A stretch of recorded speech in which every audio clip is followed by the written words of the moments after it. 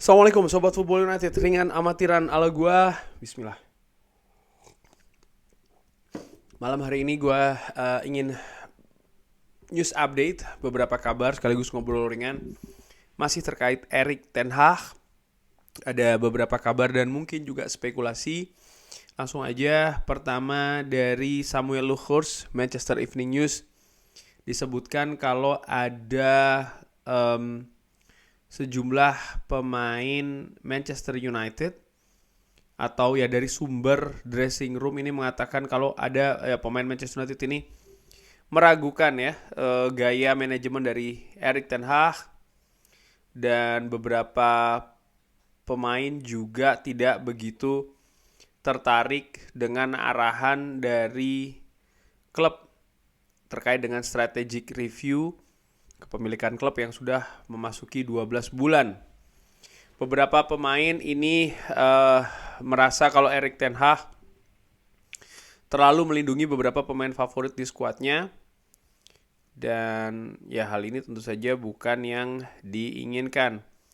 Dari Jamie Jackson dari The Guardian menyebutkan kalau ya Manchester United atau Erik ten Hag masih akan terus berlanjut sebagai Manchester United, manajer Manchester United ya, ketika menghadapi Fulham.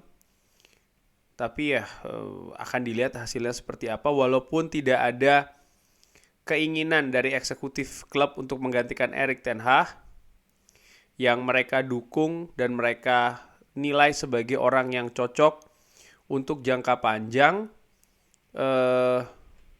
Tapi mereka merasa ini hal harus dibalikan ya, keadaan 8 kekalahan dari 15 pertandingan terakhir, dan ini dimulai ketika menghadapi Fulham.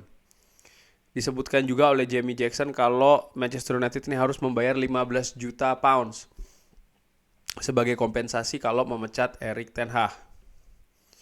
Yang menarik ini adalah dari The Times, disebutkan kalau Manchester United mempertimbangkan alternatif untuk menggantikan Erik ten Hag yang saat ini disebutkan sangat tipis ya keadaannya di klub. Manchester United melihat Zinedine Zidane dan juga Ruben Amorim ini sebagai calon potensial menggantikan Erik ten Hag. Ruben Amorim kalau tidak salah ini pernah melatih Ruben Amorim Sporting Lisbon kalau nggak salah ya. Ruben Amorim, Ruben Amorim, dan sekarang ya manajer dari Sporting Lisbon. Wow, Zinedine Zidane dan Amorim. Oke, nanti akan gue bahas ke kabar lainnya, walaupun dari The Athletic menyebutkan tidak ada kabar ya yang mengatakan kalau posisi dari Erik ten Hag ini terancam. Sumber yang juga cukup akurat, The Athletic, mengatakan kalau ya tidak betul, kurang lebih demikian ya. Posisi Erik ten Hag ini terancam. Dari AZ menyebutkan kalau Manchester United juga mempertimbangkan Hansi Flick sebagai pengganti Erik ten Hag kalau dia dipecat. Dari Talksport menyebutkan kalau Manchester United ini atau board Manchester United ini tidak ada rencana untuk memecat atau dalam waktu dekat untuk memecat Erik ten Hag, walaupun mereka atau ya tim kepelatihan Manchester United termasuk juga Erik ten Hag ini berada dalam tekanan yang sangat besar untuk membalikkan situasi di Manchester United. Fabrizio Romano juga memberikan informasi kalau Manchester United ini menolak segala ide ataupun pendapat atau kontak untuk menggantikan Erik ten Hag dengan pelatih yang baru. Sumber di klub ini menggaransi kalau kabar mengenai manajer baru dari Manchester United atau nama-nama yang disebutkan sebagai kandidat tersebut adalah palsu. Namun dari The Telegraph juga menyebutkan bagaimana pemain dari Manchester United ini mempertanyakan metode yang ketat dari Erik ten Hag ketika menangani Jadon Sancho dan juga Harry Maguire. Nah, beberapa pemain di skuadnya Erik ten Hag tidak begitu setuju ya dengan cara yang keras dari Erik ten Hag kepada pemainnya sendiri.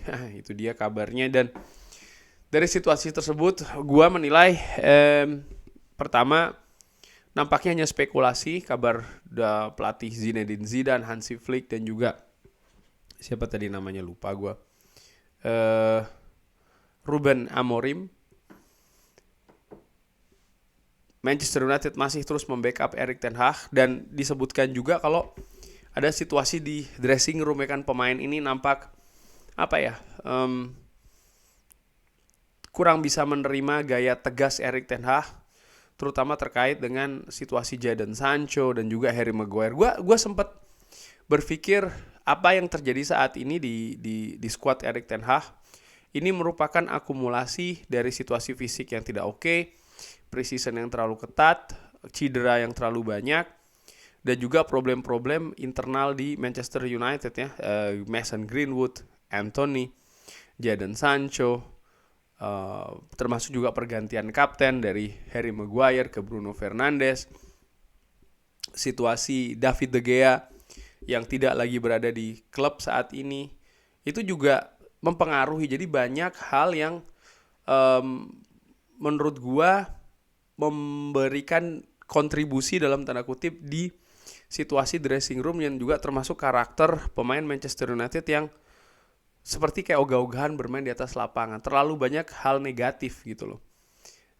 Termasuk juga proses penjualan Manchester United yang sampai saat ini belum jelas nih masa depan klub akan seperti apa. Jadi memang begitu banyak hal negatif yang berada di Manchester United saat ini, sehingga ini memberikan tantangan kesulitan yang sangat besar bagi Erik ten Hag untuk musim ini. Dan dengan situasi tersebut, mau itu Zinedine Zidane, mau itu Hansi Flick, ataupun juga Ruben Amorim datang ke Manchester United untuk menggantikan Erik ten Hag, situasinya menurut gue juga sama saja. Ini musim ini ya, proses yang sedang ditempuh dijalani oleh Erik ten Hag untuk memperbaiki Manchester United yang sudah dimulai dari musim lalu dengan sangat gemilang, dengan sangat luar biasa. Musim ini menemui batu yang sangat terjal sekali, jalan yang sangat terjal, batu yang sangat besar gitu loh. Dan yang dibutuhkan adalah support. Yang dibutuhkan sekali lagi support.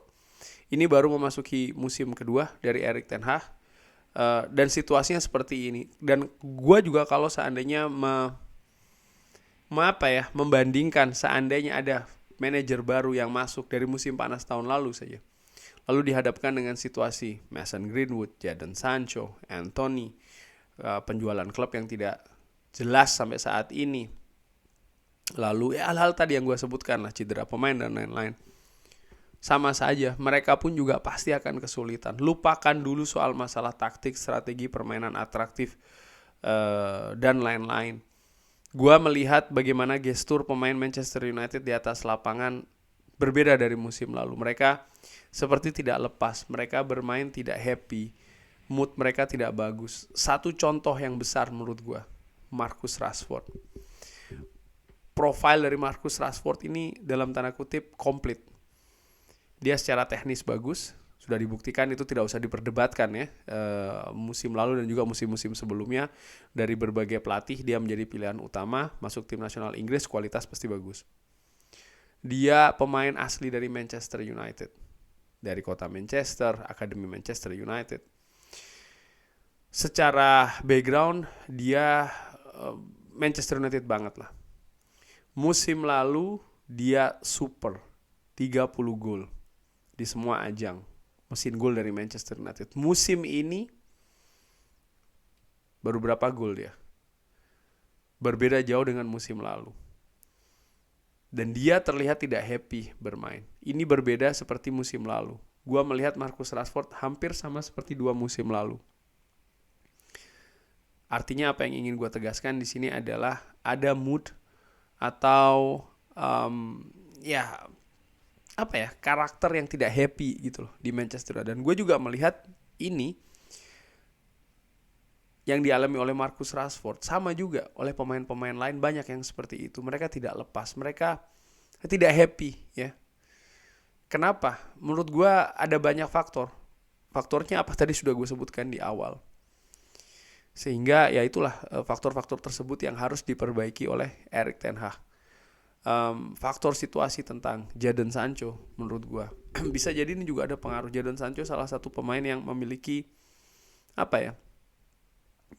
di dressing room mereka atau Jadon Sancho ini juga dia bukan pemain yang pasif gitu, dia ada teman ya kan dan lain-lain. Dan situasi dengan Jadon Sancho saat ini tentu saja juga ada pengaruhnya. Dan ketika saat ini kemana manajemen akan mendukung? Apakah langkah tegas dari Erik ten Hag atau seperti apa? Kalau melihat dari situasi contoh Jose Mourinho ketika berseteru dengan Paul Pogba, jelas manajemen menurut gue ya lebih memihak ke Paul Pogba. Akibatnya apa? Jose Mourinho selesai. Karena menurut gue ketika ada permasalahan dengan Jose Mourinho, ada pengaruh juga di dressing room antara Jose Mourinho dan juga Paul Pogba. Ada pengaruh juga ke dressing room. Moodnya tidak bagus. Sekarang nampaknya agak berulang nih. Dan menurut gue,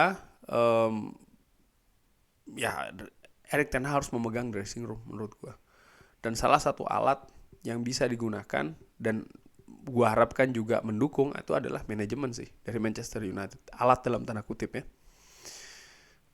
Kalau tidak, yang gue khawatirkan ini akan terulang. Maksud gue begini, kalau seandainya ada masalah pemain dengan manajer, akan sangat mudah para pemain ini untuk throwing the manager under the bus. Maksudnya adalah membuang sang manajer. Seperti yang diduga mereka lakukan dengan Ole Gunnar Solskjaer, dengan Jose Mourinho, bahkan sedari awal dari David Moyes. Dan menurut gue ini culture atau budaya tidak sehat yang berada di Manchester United. Ini harus berubah. Nah, balik lagi mengenai nama-nama tadi yang disebut, gue walaupun dari The Athletic dan juga Fabrizio Romano mengatakan itu kabar yang tidak bagus, tapi kalau dari seandainya memang betul, seandainya sekali gue tidak melihat kapasitas ada di pelatih-pelatih tersebut. Zinedine Zidane gue nggak tahu dia bagaimana dia dengan culture sepak bola Inggris. Bahasa Inggrisnya seperti apa contohnya ya. Sudah berapa lama dia tidak berkecimpung di dunia kepelatihan setelah dia selesai dari Real Madrid ya kan. Tanda tanya besar menurut gue. Amorim pun juga demikian, Sporting Lisbon dengan Manchester United. Lalu Hans Flick. Bagaimana dengan Hans Flick dengan tim-tim sebelumnya? Apakah dia bisa memberikan gaya yang berbeda di Manchester United dengan situasi saat ini? Dengan situasi kepemilikan Manchester United yang tidak jelas. Ini juga tanda tanya besar menurut gue. Menurut gue bukan tetap gue menilai tidak bukan jawaban sih mengganti manajer saat ini. Saat ini yang harus dilakukan adalah ya seperti yang Erik ten Hag katakan di interview terakhir setelah pertandingan menghadapi Newcastle, semua harus berdiri secara bersama, ambil tanggung jawab bersama, ambil tidak usah saling menyalahkan, berlaku profesional. Apa yang ditunjukkan di lapangan latihan perlihatkan juga di lapangan pertandingan. Dan ini juga pertanyaan besar sih, bagaimana mungkin nih di lapangan latihan mereka luar biasa tapi di lapangan pertandingan ini jelas ada masalah non teknis dan ini harus diperbaiki dulu. Kurang lebih demikian Sobat Football United. Terima kasih sudah menyaksikan. Seperti biasa ada pendapat lain yang sopan, drop di kolom komen. Jangan lupa like, subscribe. Wassalamualaikum warahmatullahi wabarakatuh.